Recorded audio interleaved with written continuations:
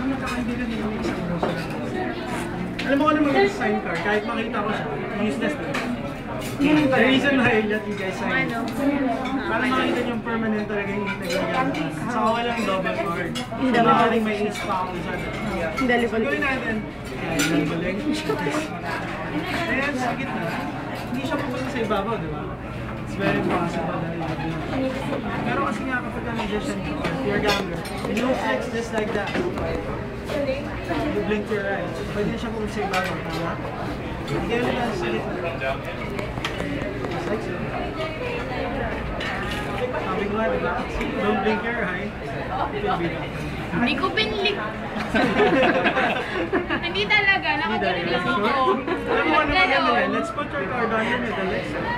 First read natin, make sure it's there. And it's not here, sir. Put it here. Ayan, sa gitna. Pero sa gitna siya. Boss, a little magician. Have you tried? My ex-boyfriend is a magician. So, pwede. So, come dito ka na. Boyfriend ko rin. Siya yung nilagay sa may swords. Hindi na nabuhay. Siyempre kapag hindi ka magician, no one that naman, let's try. Don't blink your eyes. Ako sa hate ko yan. Don't hate me first, later. Okay, lagyan natin ulit siya sa gitna. Just like so. Boss, lagyan natin ulit dito. Ikaw ngayon ang magpupush. I-push. Ayun ako. Hindi, paano nangyari yan? Nakakainis ko. Hindi ba ka to? That's fine. Pero alam mo kung ano mas nakakatawa ba? Hindi lang isang card yung gagawin ko. That's these two cards are boss, pick up. Here's another reason why you want a gamit inside of this thing. Balik natin yung card kahit saan. Say stop. Stop. Hindi ko tinatanong. Sir, pakita yung card sa akin. Show it to the camera. Ay, okay lang? May comfortable guys? Or... Ako lang. You can take another card. Magician ka naman.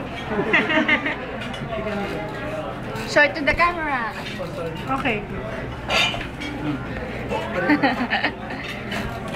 Alam mo ka lang maganda? If you cut the cards, let's go. Napaka-fair, diba? Sensitive din daw yung mga dalingin ng dealer sa casino. Pero hindi naman talaga eh. They just use it to exert flex or sleight of hand na ginagamit namin magicians. I'm going to use that. Nakikita mo sir. Para sa nila ko, diba? Pero dahil na mas sensitive yung daliri namin, you could just pinpoint. I think this is the first card, right? Your sign. So meron pa tayong isang card, fine. So ganito gawin natin sir, search piece mo. Let's just put it there. Going to set aside most stuff and spread it out. Meron akong pointer. Pick your card. Gawin natin dito sa card ko. It's like a pointer sir. Slide ko lang siya and then only you feel the urge na nakaturo na ako dun sa card mo. Start. Start. Stop. Is that fair? Fair enough? What was your card? 9 of hearts.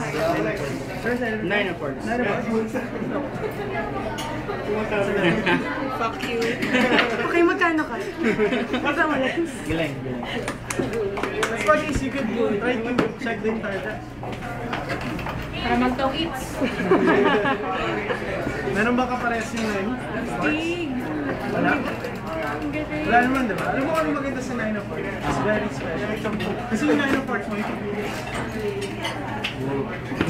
Paulit. Paano yun? Give me a minute. Enjoy your meal. Thank you. Thank you.